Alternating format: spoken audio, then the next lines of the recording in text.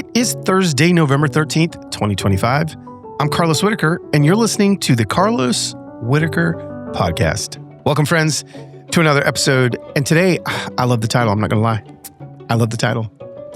And so I know you've already seen it because it's on your phone if you're listening to this already. But it is, in case somehow you can't see your screen, I'm calling it The Algorithm of Fear. How we're being played by panic. That's right. I called it out. You're being played. So let's lean in today and maybe try to break the algorithm. Because what I want to do actually is I want to define what the algorithm of fear is. I want to give you a few examples on maybe how you're getting played. But then I want to give you actual real life ways, practical ways to break the fear feed. And I'm not just talking about breaking it on your screens, but I'm just talking about in real life. I think all this can be applicable on screens or off. So if y'all are ready, let's jump in to today's episode, The Algorithm of Fear. Where did this come from? Why do I feel like talking about the algorithm of fear for just a few minutes today?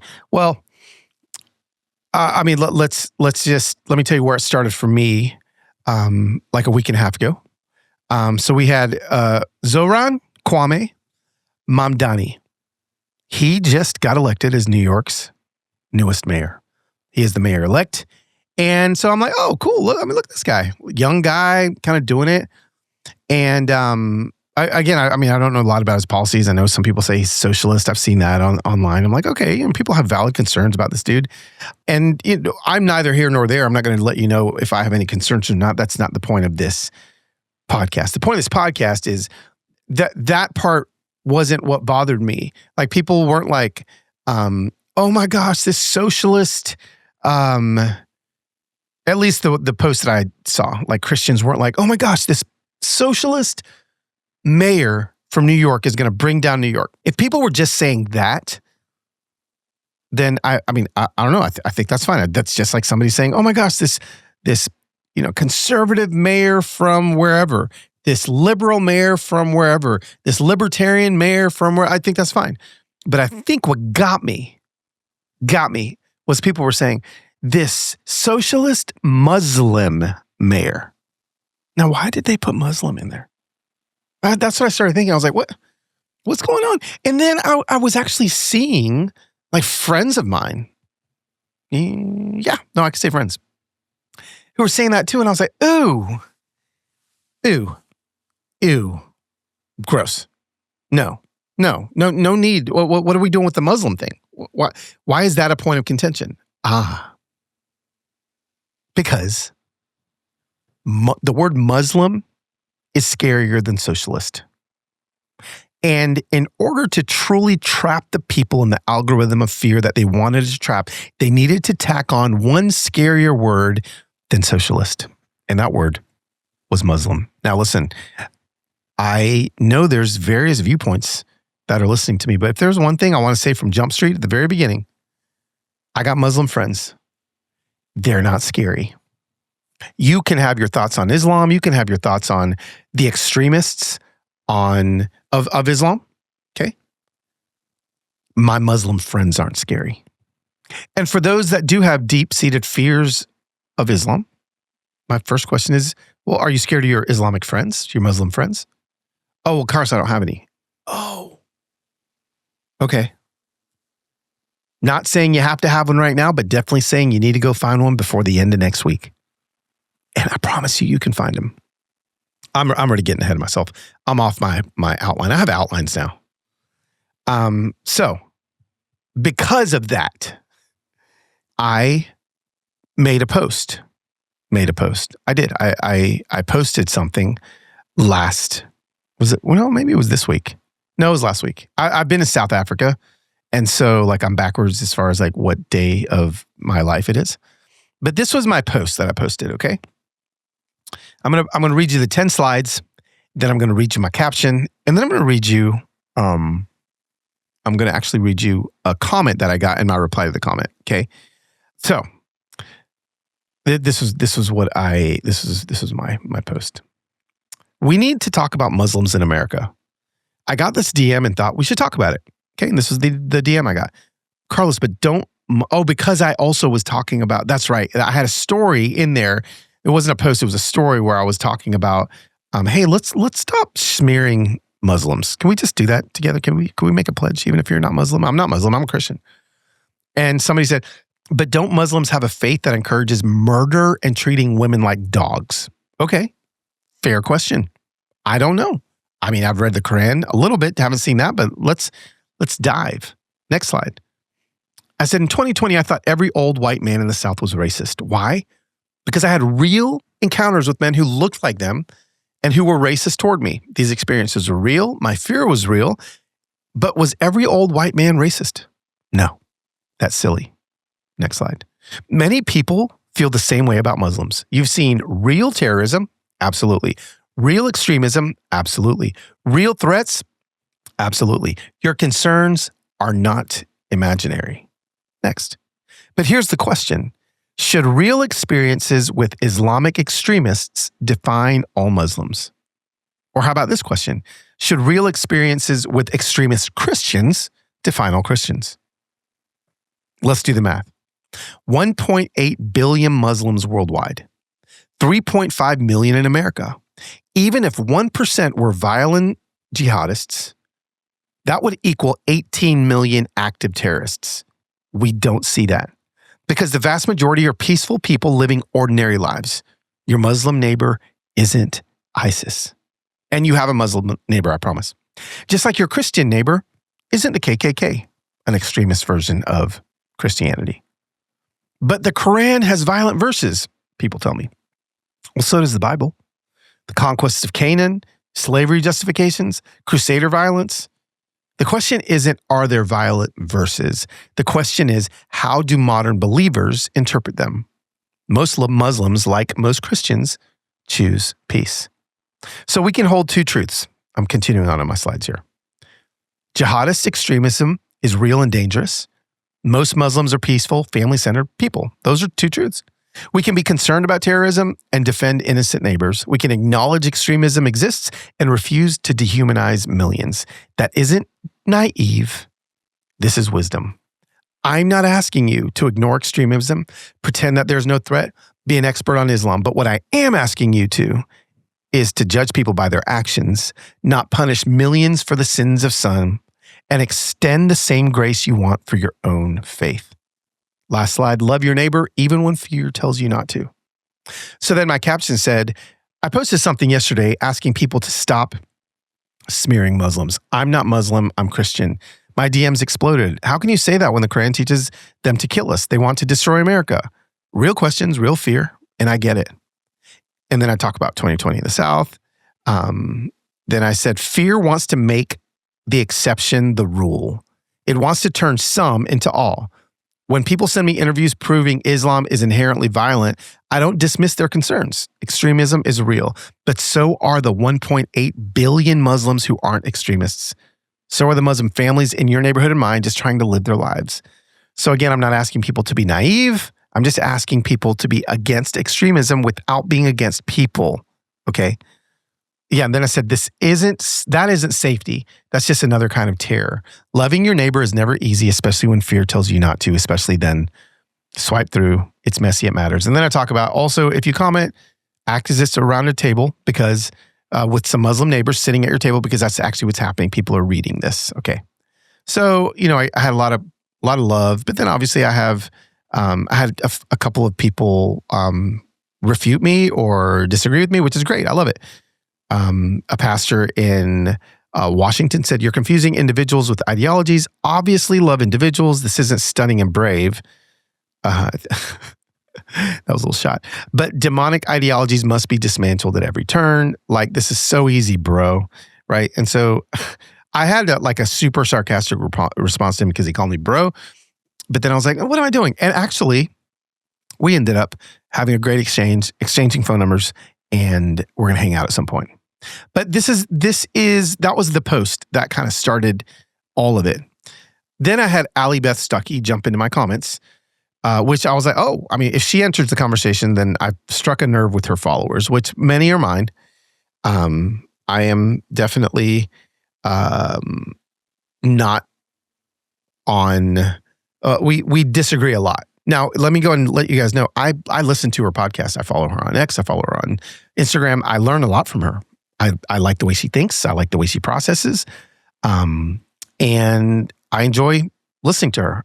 I listened to a interview that she did with an Islamic expert on her podcast. Like I enjoyed it. So when I saw her jump in, I was like, uh-oh, let me read you what she wrote. How do modern believers interpret it? ? By constituting 99% of all designated terrorist groups worldwide. Not all individual Muslims adhere to this, but Islam is and has always been inherently about conquest and domination. This moral relativism is historically ignorant, unbiblical, and unhelpful. And let me read you my reply, which I had to retype 3 times because the first 2 were not nice. Hey, Ali, I'm almost all the way through your podcast with Ibrahim. It's been really insightful. I appreciate you jumping in. I really do. I'm not dismissing the stats on terrorist groups or the history of Islamic conquest. But here's my question. If Islam inherently produces violent conquest and 99% of terror groups claim Islam, why aren't 1.8 billion Muslims acting on it?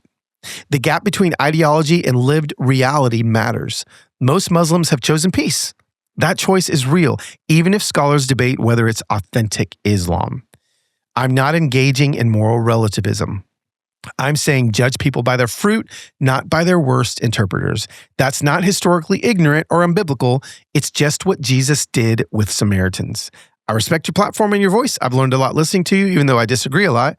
But I'm going to keep defending my Muslim friends who are living peacefully, even while acknowledging the extremism problem exists. Okay, that was 12 minutes of getting us into the meat of what I wanted to talk about today. And I think it was important for you guys to know where I'm coming from in this, okay? This isn't about dunking on Ali. Like I actually appreciate her.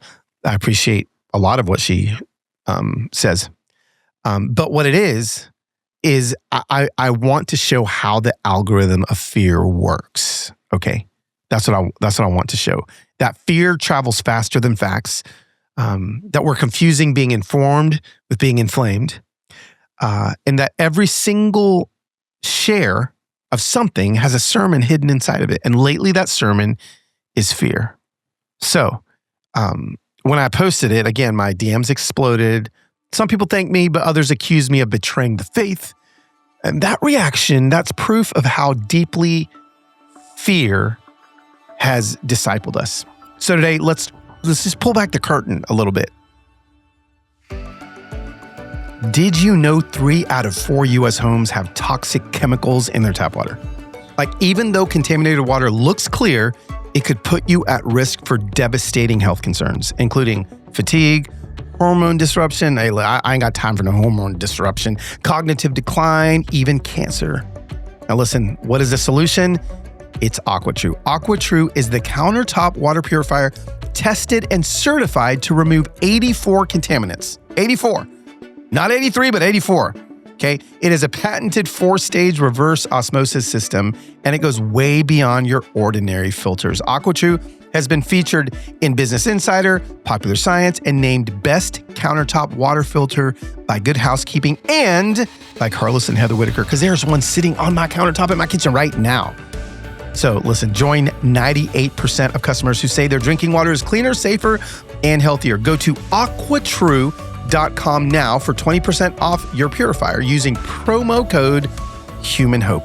AquaTrue even comes with a 30-day money-back best taste in water guarantee. That's aquatrue.com, AQUATRU.com, promo code HUMANHOPE.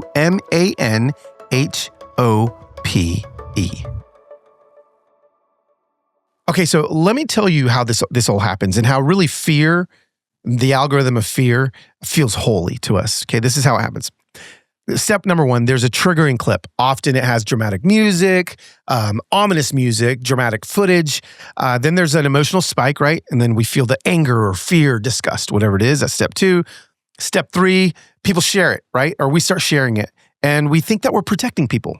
And then there's like this reward loop where, well, oh my gosh, look, I just shared something scary and ominous, and like my platform sees engagement.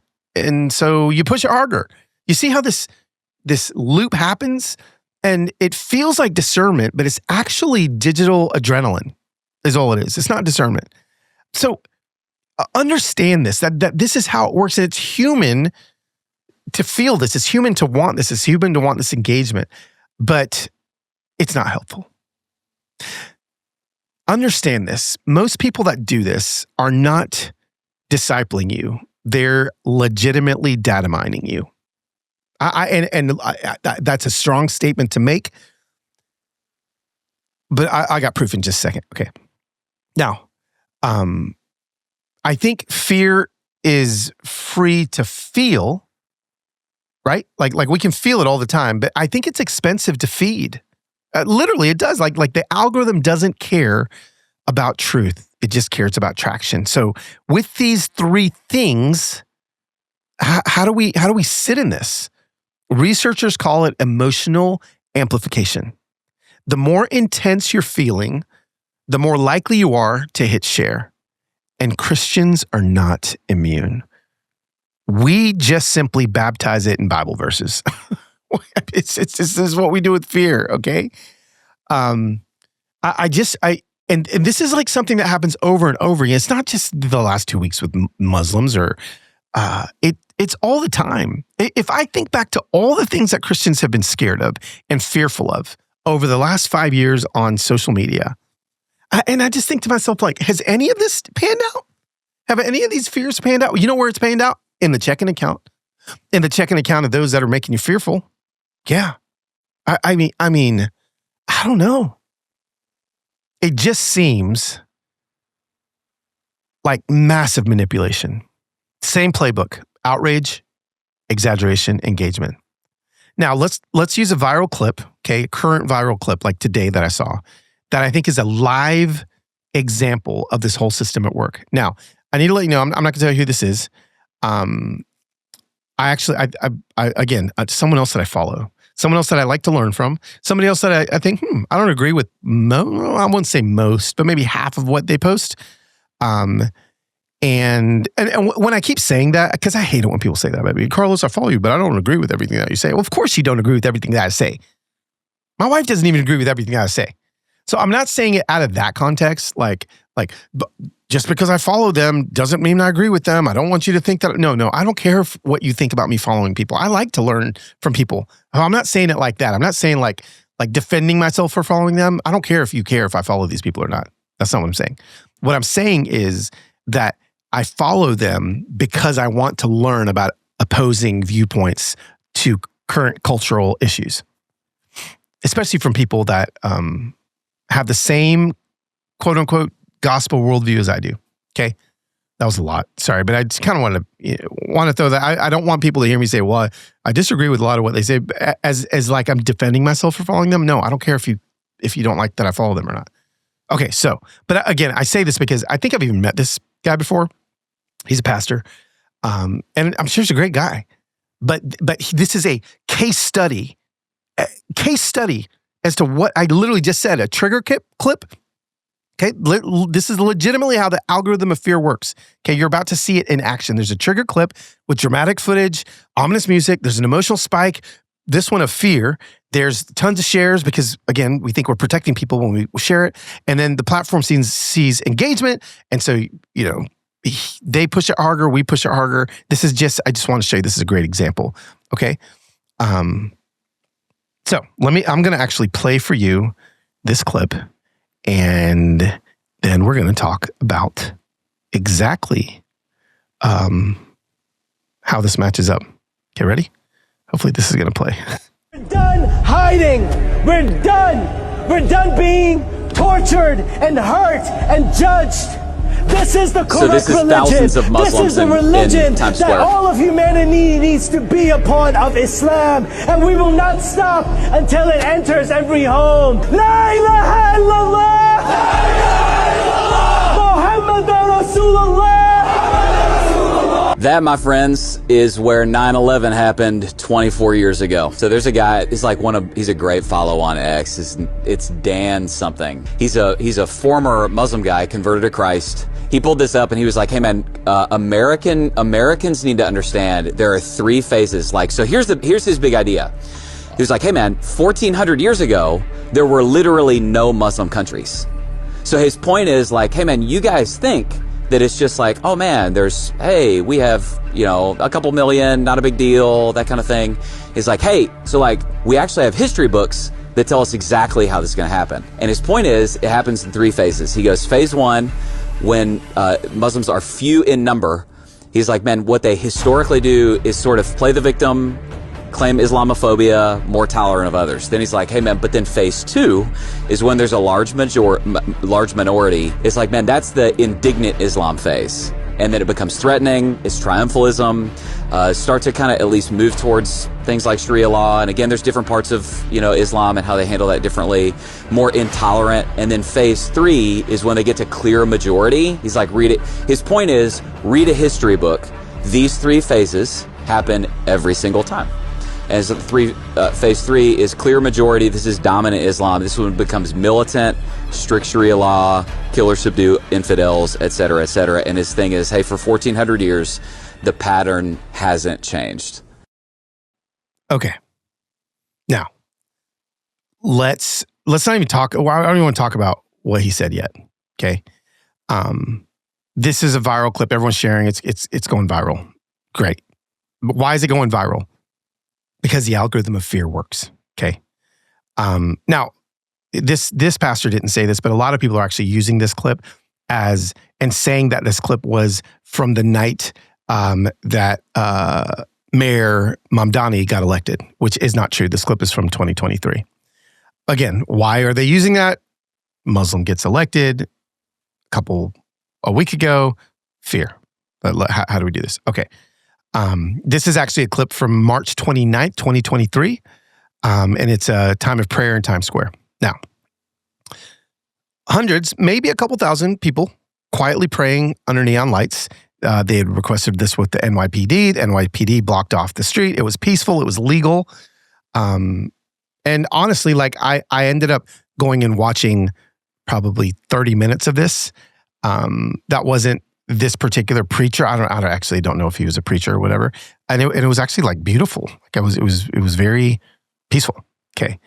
But online, it's repackaged as phase 1 of Islamic conquest. Perfect fear product. Simple and dramatic. Now, did you see what happened at the beginning?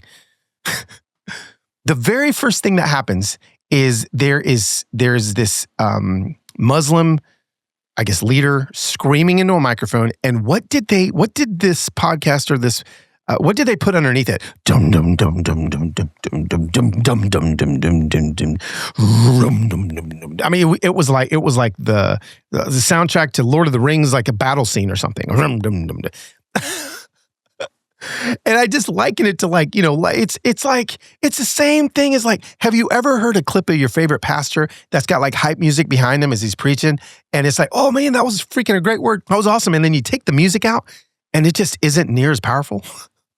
Of course, that's why when you're a speaker or a pastor, you want to put hype music behind you because it just feels better for everybody.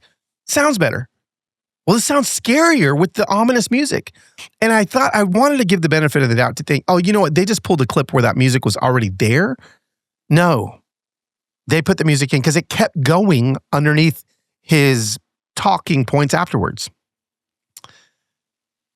It's you just see it right there. There's a trigger clip, boom, an emotional spike, bam, people share it, woo, and then there's this reward loop. You have to watch it too to kind of watch his face. Like it's his face. He kind of opens his eyes, kind of looks at you like, "Well, you got what's coming for you, New York." I did a little research. The former Muslim named Dan. He's like, this is a former Muslim bro named Dan. His name's Dan Burford, and he's got this idea of Muslims infiltrate, consolidate, dominate. Okay, and it actually comes from a 2005 conspiracy book. It doesn't come from the Quran. Listen, conspiracies thrive because they're simple. Your real neighbor, your real Muslim neighbor is complex. So I just want to let you know that truth rarely outruns emotion because outrage travels at the speed of sharing and facts travel at the speed of curiosity, and curiosity is a lot slower. You got to get curious. Don't just take these things that are built on the algorithm of fear and share it right away. Okay, this isn't only about Muslims. It's about when fear becomes theology. And I feel like right now in evangelical America, fear is becoming theology. How scared can we get people? And then when we scare people, we watch things grow. Listen, fear loves Christian language. It dresses up like discernment. It says, protect your family, guard your faith. Discernment without love becomes suspicion. And that's not where we're supposed to be. We've baptized fear and we've called it wisdom. We say that we're defending truth, but most days we're defending comfort. Every single time I go back to the gospel and I think, what did Jesus say? Well, Jesus never told us to fear our neighbors. He said to love them. So, what do we do? I mean, I actually don't think that the enemy is even trying to make you hateful. I think he's trying to make us fearful, right? Like, remember the Good Samaritan? Everyone else avoided danger, but one man crossed the road. Fear will always tell you to stay on your side of the street. So I guess what do we do when good people are misled by fearful narratives? Well, we bridge the gap, right? Like Allie's comment on my post brought history into the conversation. She's right. She was right. Both Islam and Christianity have conquest in their past. But history is not destiny. Can I say that again? Isn't that the whole point of our faith? Like, my history is just because my history is what it is doesn't mean that's what my future is going to be. Aren't there songs about that? So like, how come suddenly like, well, if you just look at the history, this is what's going to happen? No, history isn't destiny. The question is, what are people choosing now? Again, the gap between ideology and lived reality matters.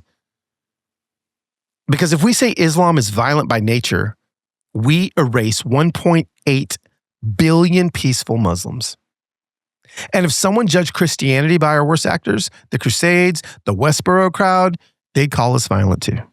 They'd call us idiots. They'd call us racist. Jesus shows us how to handle that gap.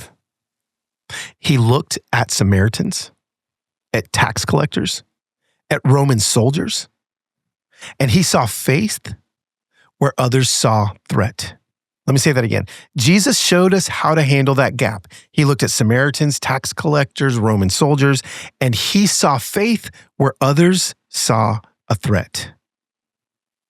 You can disagree with somebody and still defend their dignity. And you don't have to water down truth to walk in love. That's not what I'm saying. I'm just saying if we ignore the gap, that gap right there, fear wins.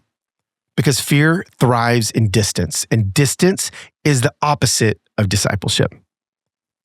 What does it steal? What does fear steal? Fear steals curiosity. Fear steals compassion. Fear steals nuance. And again, when I was afraid of old white men in the South, like it was real pain, but it was a false wall. Because then I met men who proved that fear wrong. And relationship rewired my brain. So, how do we move from awareness to action? Let's just talk about building new habits for just a minute. We're almost over here, okay? Promise. Let's get practical. When something scares you online, what I want you to do is pause and ask this. Who posted it? When was it filmed? What's missing? And does this feed fear or faith? And also remember, screenshots aren't scripture, okay? That's number one. Slow the scroll. Number two, diversify your input. This is why I follow a lot of people. If your feed only echoes you, that's not information, that's indoctrination. Okay, follow bridge builders. journalists of record, people from communities you've misunderstood. Follow people who make you curious, not furious. Can we do that? Okay, so when you diversify your input, then what do? Let's choose proximity over paranoia. Because the truth is you can't fear people you actually know, okay? Every coffee you have with someone different is literally like an exorcism for ignorance.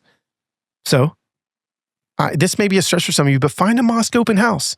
Find a synagogue tour, a community service project. Curiosity kills prejudice faster than arguments do. And last but not least, replace posts with presence. Before you repost panic, go practice presence. Before you repost panic, go practice presence. Do it. How do you do that? Volunteer. Serve. Text someone instead of tweeting about them. The only algorithm stronger than fear is friendship. So, this new resistance, let's call it peace, okay? Fear may trend, but peace transforms. Outrage is contagious, but so is empathy. And know that you can hold two truths. Extremism exists, and most people are good at the same time. Action: unfollow the accounts that profit from your anger. Do it, just hit unfollow. And follow the ones that broaden your empathy. Meet a neighbor that doesn't worship like you, and understand that peace is terrible for engagement, but it's perfect for your soul. That's why my things that's why I don't have millions of followers, okay? Because I'm trying to bring peace. It's terrible for engagement. Every once in a while, people are like, oh, that feels good, I'll watch it. But most people, no. Listen, I promise you I could have 1 million people if I scare the crap out of you every day. The world isn't full of enemies. It's full of algorithms convincing you that it is. So, that, my friends, is the algorithm of fear. How about we unfollow fear? Boop. And let's just go love people right where they're at. I think we can do it. Hey, I'll see you next week on another episode of the Carlos Whittaker Podcast.